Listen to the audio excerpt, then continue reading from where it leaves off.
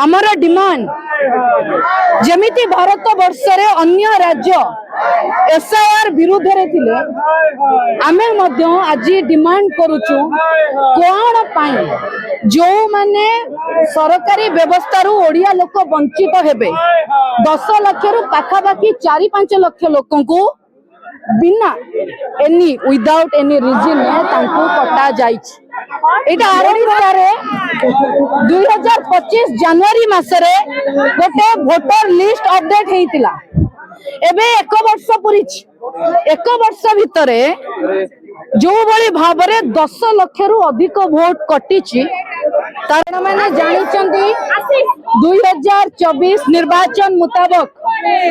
Bharatiya Janata party सरकार करितिले मध्य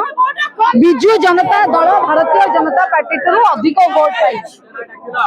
आज जो भली भाबरे गणतंत्र को मोड़ी मकची साधारण वोटर फंडामेंटल राइट्स वोट दबार अधिकार को इलेक्शन कमिशन ऑफ इंडिया हनन करबा को चेष्टा करूछन। ओडिसा रे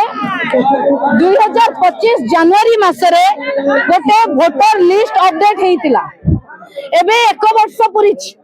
1 वर्ष भितरे जो भली भाबरे 10 लाख रु अधिक वोट कटिछि तार आधार आमे जानिबा को चाहूछु। जो माने एनआरआई अछंती से डॉक्यूमेंट प्रोवाइड कले जदी वोटर लिस्ट रे ना रही परिबो जो माने माइग्रेंट अछंती लेबर अछंती बाहर राज्य को जाउचंती स्किल लेबर अछंती काम करबा को जाउचंती तांको घर जदी बंद कराई जाईछि ताले से भली पाखापाखी 4 लाख रु अधिक वोट कटिछि। आमर डिमांड जमिति भारत वर्ष रे अन्य राज्य एसआईआर विरुद्ध रे थिले आमे मध्य आज डिमांड करूछु कोन पाई जो माने सरकारी व्यवस्था रु ओडिया लोक वंचित हेबे 10 लाख रु पाखापाखी 4-5 लाख लोक को बिना एनी विदाउट एनी रीजन तांको कटा जाइछ। एटा आरंभ होला जो भली भाबरे election commission of India BJP सरकार हाथबारी से साजिशंती एवं तांकर जो गणतांत्रिक मूल्यबोध ताकू रक्षा करूनांती एवं जो भली भाबरे स्पेशल इंटेंसिव रिवीजन आड़रे स्पेशल इंटेंसिव डिलीशन सरकार करूची इलेक्शन कमिशन ऑफ इंडिया करूचन।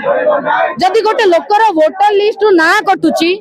से सरकार को द्वारा जो साहाय्य सहयोग दिया जाउची सेत्रु मध्ये वंचित हबो। गरीब खटिकिया लोकर जदि राशन कार्ड कटि जाउची गरीब खटिकिया लोकर जदि सरकार को द्वारा दिया मौलिक सुविधा न पाई पारुची ताले से बंचिबो केमिति चालिबो केमिति। निज राज्य रे ओडिया लोकन को एमाने माइग्रेंट करई देबे निज राज्य रे ओडिया लोकन को ओडिसा रे नुवा बोली बीजेपी सरकार की election commission of India prove करिया को चाहुचंदी। तेणु आज आमे ईसीआई के गोटे मेमोरेंडम दबा को जासिचो एवं ए मेमोरेंडम जरिया रे गोटे कथा कहूछु जदि तमे